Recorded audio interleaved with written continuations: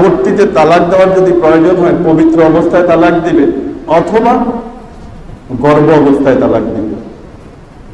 এমনও হইতে পারে যে পেটে বাচ্চা চলে আসতে পারে, তো গর্ভ অবস্থায় অথবা তাকে গর্ভ অবস্থায় তালাক দেয়।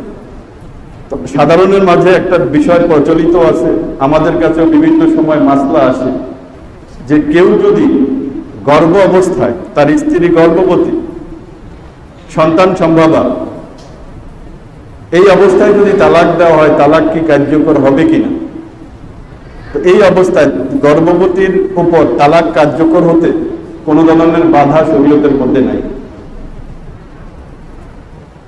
ওই অ্যাক্সিডেন্ট ঘটানোর উপরে সুযোগ খুঁজতে খুঁজতে এই একটা সুযোগ খুঁজে যে মনে হয় এই অবস্থায় তালাক হবে না, হয়তো আমি বেঁচে যাব, এই ধরনের একটা চিন্তা ভাবনা করে ওই অবস্থায়ও তালাক কার্যকর হতে শরীয়তের তরফ থেকে কোনো বাধা নাই।